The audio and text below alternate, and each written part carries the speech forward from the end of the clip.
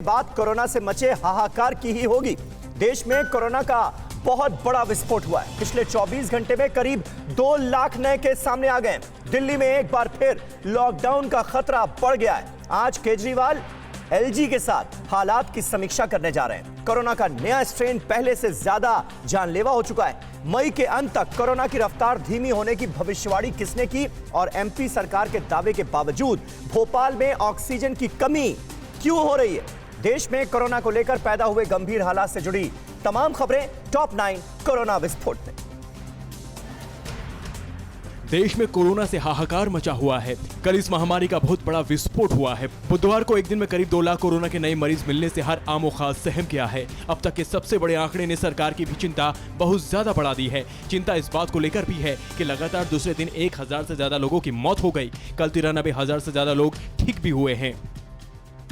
देश के कोरोना से सबसे ज्यादा प्रभावित राज्य महाराष्ट्र में कल एक दिन में करीब 59,000 नए केस आए।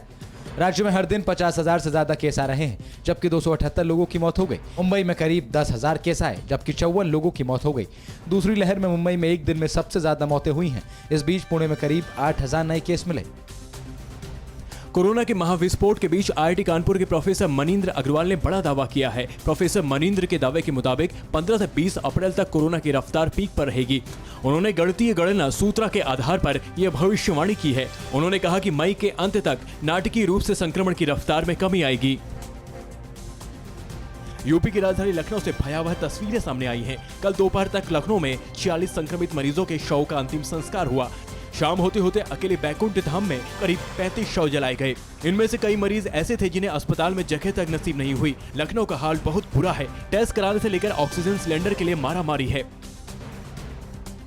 लखनऊ में शमशान ही नहीं, कब्रिस्तान से आई तस्वीरें भी डराने वाली हैं। कब्रिस्तान में शवों को दफनाने के लिए जगह कम पड़ रही है। कोविड की दूसरी लहर से पहले यहाँ रोज औसतन 4 से 6 शव आते थे, लेकिन अब रोज 30 से ज्यादा शव आ रहे हैं।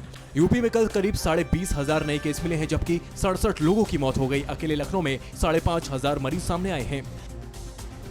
भोपाल में कोरोना मरीजों की संख्या बढ़ने से अचानक ऑक्सीजन की कमी हो गई है। ऑक्सीजन रिफिलिंग स्टेशन के बाहर एम्बुलेंस और दूसरी गाड़ियां सिलेंडर मिलने का इंतजार करते दिखाई दिए। जिनके रिश्तेदार कोरोना से पीड़ित हैं और घर पर ही इलाज करा रहे हैं, वो भी ऑक्सीजन लेने पहुंचे, लेकिन सभी को सिलेंडर नहीं मिल पा रहा है।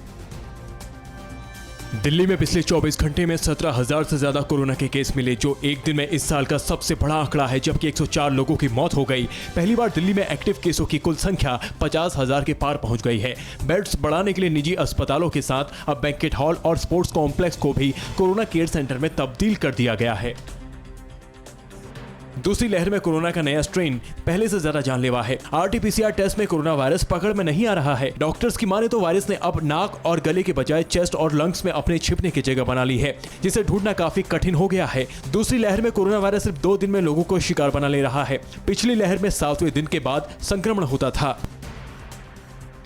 हरिद्वार में चल रहे कुंभ में जुट रही भारी भीड़ से कोरोना के केस भी बढ़ रहे हैं। कल तीसरे शाही स्नान के दिन कुंभ क्षेत्र में 525 कोरोना मरीज मिले। पिछले 3 दिनों में करीब 1500 संक्रमित मिल चुके हैं। हरिद्वार के डीएम और कुंभ मेले के अधिकारी ने सेंटर एसओपी का हवाला देते हुए कहा है कि जनवरी में शुरू होने वाला मेला अप्रैल में शुरू हुआ, इसकी अवधि को कम कर देना चाहिए।